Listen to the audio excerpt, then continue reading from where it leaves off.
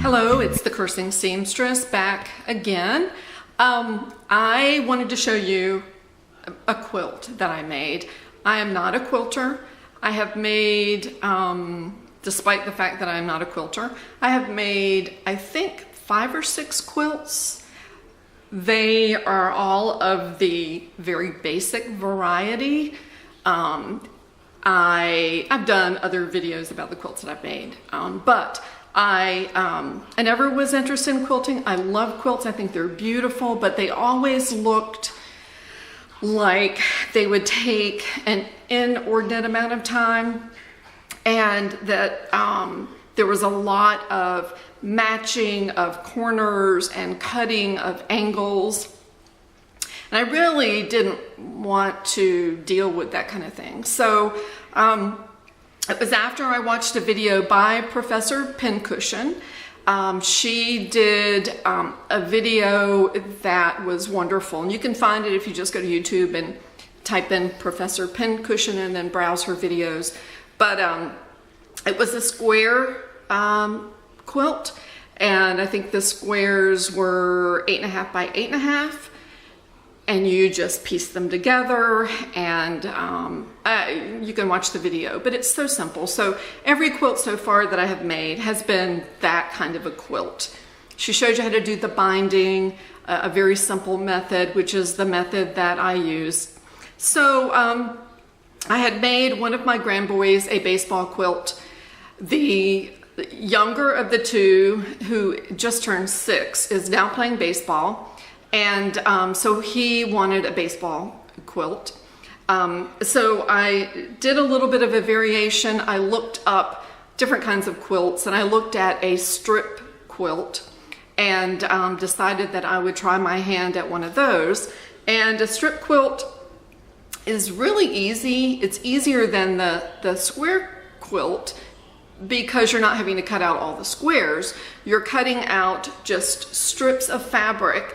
And for him, really for anybody, even an adult, that width of fabric, if it's a 44-inch wide or 40, I think this ended up being maybe 42 inches once I cut the selvages, everything, maybe 42 inches wide. And then I added just a little bit of a strip on either of the long sides to make it a little bit wider. But anyway, so you just cut strips that, as long as the width. You sew those strips together. You can do whatever, length of a strip that you want. These I did were 6 inches, because the plastic ruler that I have is 24 inches by 6 inches.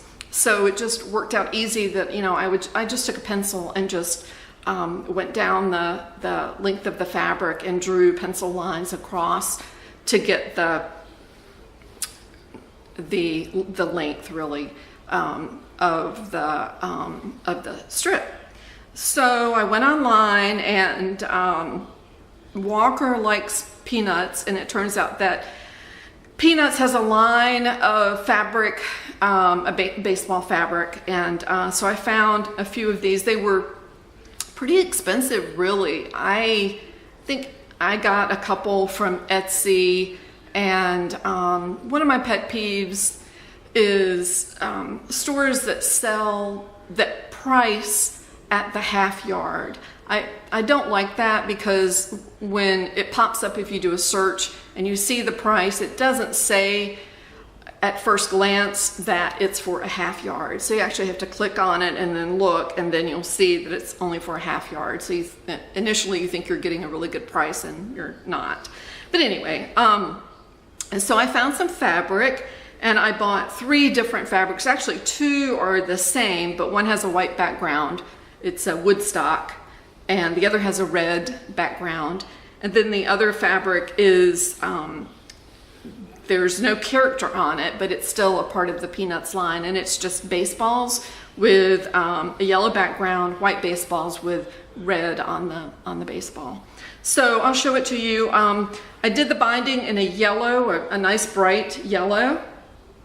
And I did embroider actually my 10-year-old grandboy named me Ami Mommy, so that's my name for both of them. So I put his name, I embroidered his name on the side, and then I put the date, and then I put Ami Mommy on there. So I did cover his name up just for privacy. But I'll show you the quilt. It came out great. The back of it was fabric that I had, just a white cotton fabric. And I'll quit talking and show you the quilt. All right. But this will last him forever because it is long enough, it is wide enough that he will be able to cover up his whole body, even as an adult. So I'll just go up and show you. I only ordered, I think it was one of those tricky deals where this white piece was priced by the half yard. So I just ordered a half yard of that. So in order to incorporate it, I had to balance it out. So it ends up that this white strip here is also a white strip at the bottom. So it just goes the white strip at the top, white at the bottom, and then red, yellow, all the way down. And I'll show you a little bit up close of the fabric.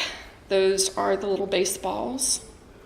And the back is, again, just a nice white cotton fabric that I had on hand. The strip that I added on either of the long side was this yellow piece. I think I cut it 3 inches. And what else can I say? Oh, well, so when you stitch this, what I did was I stitched in the ditch all the way across each strip.